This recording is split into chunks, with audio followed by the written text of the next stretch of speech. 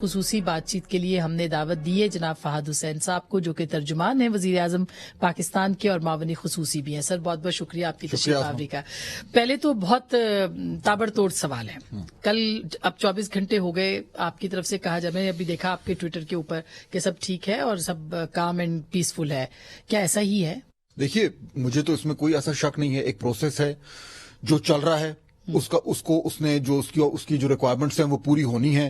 وہ آج ہوں، وہ کل ہوں. ہمارے پاس جب تک جو ایک آئینی مدت ہے وہ پوری نہیں ہوتی تو کوئی بحران تو نہیں ہے. بحران ہم بنانا چاہیں یعنی کہ بیانیے کے لیے تو الگ بات ہے، ورنہ کوئی نہیں ہے. میرے خیال میں وہ ایک پروسیس چل رہا ہے.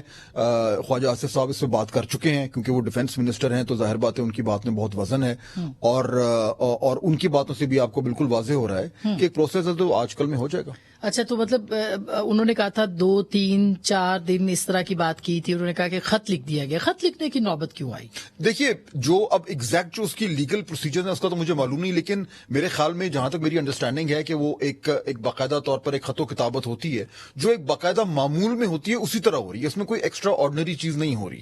ایک پروسیس ہے جو چل رہا ہے. صرف فرق یہ ہے کہ پہلے یہ تمام تر ہوتا تھا اور میں اور آپ اس پہ بات نہیں کرتے تھے. اب بال ٹو بال کامنٹری ہو رہی ہے، اس لیے ہر چیز پہ ہو رہا ہے کہ یہ ہوا. حالانکہ روٹین میں چیزیں ہیں، بیوروکریسی ویسے ہی چلتی ہے، اسی طریقے سے ہو رہی ہے. ایگزیکٹلی کب ہوگا، کیا ہوگا، میرے پاس کوئی اس طرح کی ٹھوس انفارمیشن نہیں ہے. لیکن میں یہ بالکل وثوق سے کہہ سکتا ہوں کہ اس وقت کوئی بحرانی کیفیت نہیں ہے. یہ آج کل میں ہو جائے گا اور ہم سب ریلیکس ہو جائیں گے اور پھر ہم انہی موضوعات پہ بات کریں گے جو ہم روٹین میں کرتے ہیں. اچھا، اس کا مطلب یہ چند دنوں کا ایک بھاپ ہے جو اڑ رہی ہے اس کو، لیکن اس کا ایک ٹائم ہے. ٹائم تو دیکھیں نا، کتنا ٹائم، ڈیڈ لائن ہے جو کہ ختم ہونی ہے. ڈیڈ لائن میں ابھی کتنے دن رہ گئے. لیکن سر اس میں 27 کو ایک جنرل صاحب نے ریٹائر ہونا ہے. ان کی ریٹائرمنٹ کا انتظار کیا جا رہا ہے. دیکھیے، اب میں اگین میرے پاس یہ وہ انفارمیشن تو نہیں ہے، لیکن میں جو بار بار مجھے سننے میں آ رہا ہے کہ جی کو بہت بڑا بحران ہو گیا، کو بہت بڑا کرائسس ہو گیا ہے. ایسا کچھ بھی نہیں ہے. مشاورت ہوتی ہے، مشاورت میں ٹائم ہوتا ہے. کبھی وہ جلدی ہو جاتی ہے، کبھی وہ تھوڑا ٹائم لگ جاتا ہے. اس میں کوئی برائی نہیں ہے. بحران تب پیدا ہوتا ہے جب جو آپ کا آئینی پروسیس ہے اس میں خلل آ جائے. اس میں کوئی نہیں آ رہا. اچھا، لیکن سر جب سوال زیادہ ہوتے ہیں اور اس کے جواب نہیں مل رہے ہوتے تو پھر ریومر فیکٹری ہے جو کہ چلتی ہے اور چل رہی ہے اس وقت اسلام آباد کے اندر. اچھا، نارمل طریقے سے بھی ایک ہفتہ پہلے کے پروسیس، کل شاید کا کان عباس صاحب ہمارے شو پہ تھے، انہوں نے کہا جی ایک ہفتہ تو کم از کم ملنا چاہیے پرائم منسٹر کو کہ اپنا مائنڈ اپلائی کرے.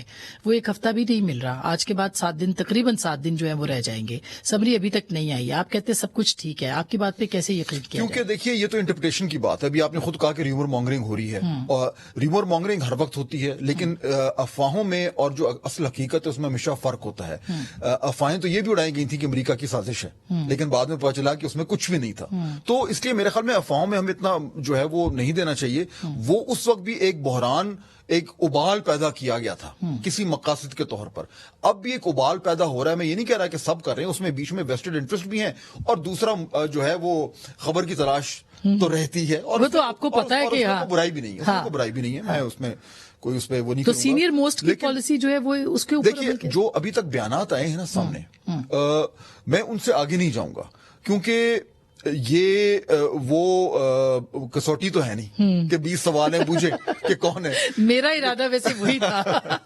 لیکن میرے خیال میں کہ یہ جو ڈیڈ لائن جس کا آپ ذکر کر رہی ہیں وہ ظاہر بات ہے سب کو معلوم ہے. اور وہ ڈیڈ لائن کوئی سیاسی ڈیڈ لائن نہیں ہے، وہ ایک کانسٹیٹیوشنل پروسیجر ہے جو ہونا ہے، جو ایک لیگل پروسیجر ہے، اس کے اندر ہو جائے. اور کانسٹیٹیوشنل پروسیجر جو ہے اس کے اندر پرائم منسٹر اگر 27 سے ختم ہونے سے گھنٹہ پہلے بھی کسی کو پروموٹ کر دیں تو پروموٹ ہو سکتے ہیں. دیکھیے، اب اگین ہم اب اس کی قانونی طور پر اس کے بال کی کھال اتارنا چاہیں تو ہم کہیں بھی جا سکتے ہیں. لیکن میرے خیال میں یہاں پہ جو میں بار بار جس بات پہ زور دے رہا ہوں کہ یہ وہ اتنا بڑا کرائسس نہیں ہے جو ایک بنایا گیا ہے یا جس کو لوگ سمجھ رہے ہیں.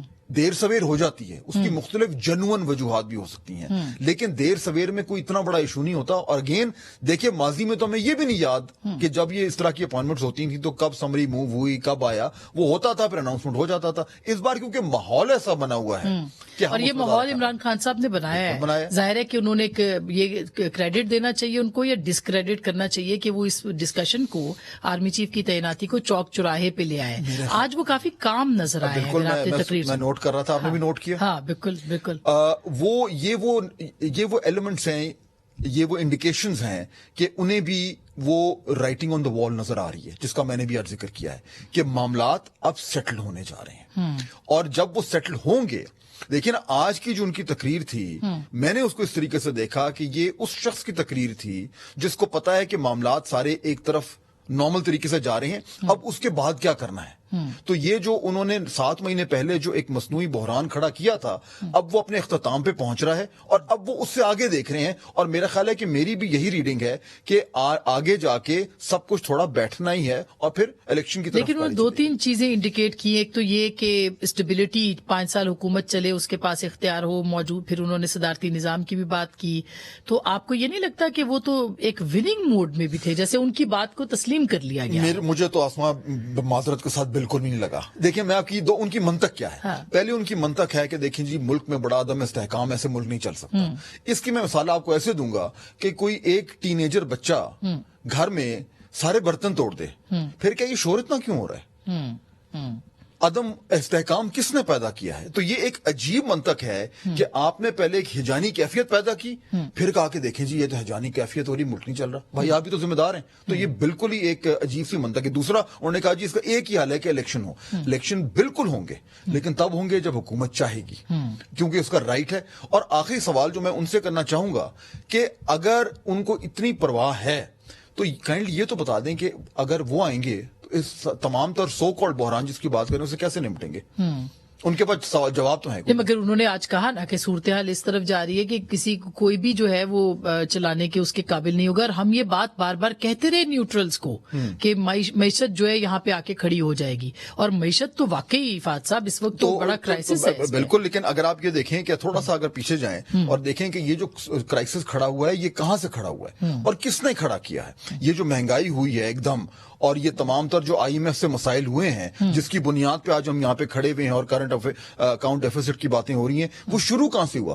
خان صاحب بھول گئے ہیں کہ یہ انہوں نے شروع کیا تھا۔ خان صاحب یہ بھی بھول گئے ہیں، اور شاید ہم لوگ بھی بھول گئے ہیں کہ انہوں نے آئی ایم ایف کے ساتھ معاہدہ کیا، کمٹمنٹس دی کہ ہم یہ تمام کام کریں گے، یہ ٹیکس لگائیں گے، یہ سرچارج لگائیں گے، پھر پیچھے ہٹ گئے۔ تو اس کی وجہ سے یہ بات وہی ہے کہ پہلے آپ نے جو ہے وہ ایک بہت بڑا سانحہ جو ہے وہ پیدا کیا، پھر کہا کہ ہائے ہائے دیکھیں سانحہ ہو گیا، بڑی زیادتی ہے۔ نہیں، مگر ان کی جو آج جتنا وہ پیسفل لگ رہے تھے اور ویسے لگ رہا تھا کہ جیسے سب معاملات اب پیچھے ہٹ گئے نا، مطلب امریکہ کے بیانیے سے بھی اور اس کے اینٹی اسٹیبلشمنٹ بیانیے سے بھی، لیکن ایسے نہیں لگتا کہ کہیں ایسا ہو کہ جو ان کا مطالبہ تھا کہ نیوٹرلز نیوٹرل نہ رہیں، ان کے ساتھ کھڑے ہوں، وہ تسلیم کر لیا ہو؟ دیکھیے اب آگے والے دنوں میں مہینوں میں کیا ہوگا وہ تو یعنی کوئی بھی پریڈکٹ نہیں کر سکتا، لیکن آج جو مجھے عمران خان صاحب کی تقریر ہوئی ہے مجھے وہ ہارے ہوئے شخص نظر آئے، ہارے ہوئے۔ ان کی ٹون آپ نے دیکھی تھی،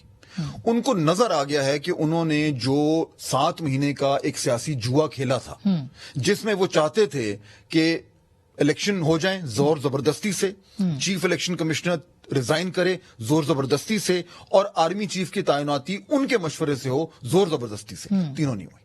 تو آپ کو لگتا ہے کہ پھر یہ جو آج میٹنگ بھی تھی شاید ڈی جی آئی کی پرائم منسٹر کے ساتھ اور عسکری حکام کی، تو اس میں کوئی ایسی کمیونیکیشن ہوئی ہے کہ کوئی یہ گیپس ختم ہو جائے؟ گیپس تو ہیں بہرحال۔ دیکھیے میرے خیال میں جو ایک انسٹیٹیوشنل کمیونیکیشن ہے اس میں کوئی مجھے بڑا گیپ نظر نہیں آ رہا انسٹیٹیوشن میں۔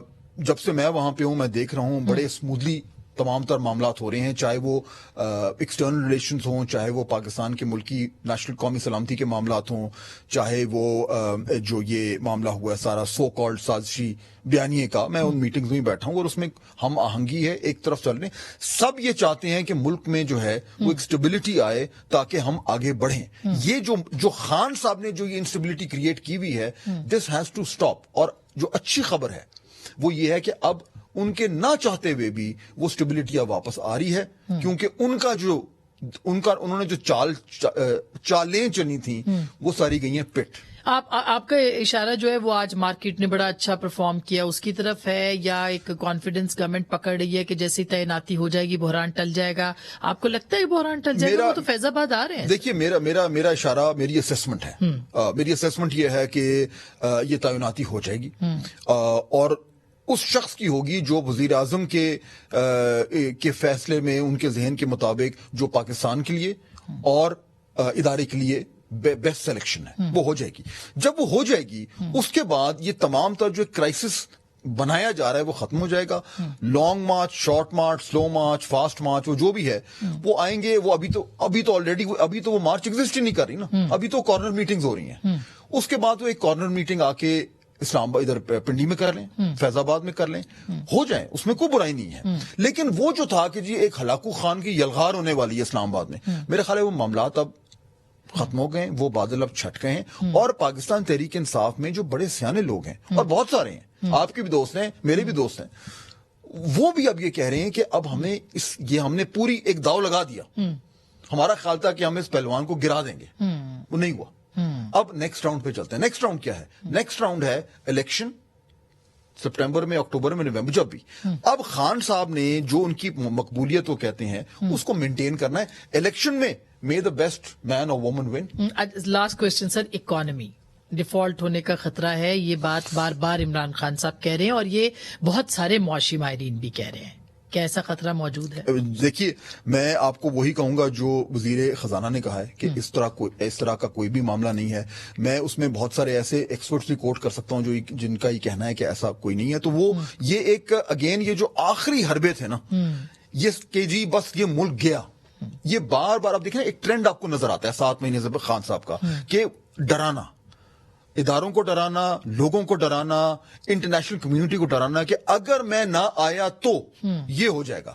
وہ ڈراتے ڈراتے ڈراتے ڈراتے ہوا کیا ہے کہ اب وہ ڈر ساروں کا ختم ہو گیا ہے. ہماری معاملات اب انسٹیٹیوشنلی، کانسٹیٹیوشنلی اور پولیٹیکلی سیٹل ڈاؤن ہونے جا رہے ہیں. اور آپ دیکھیں گے اسی اگلے چند ہفتے 10 دن کے بعد مجھے بلا لیجیے گا، ہم واپس آ کے یہی بات کریں گے کہ معاملات اب ہو گئے ہیں اور اب ہم آگے کی طرف چلیں. بہت شکریہ سر، تھینک یو سو مچ.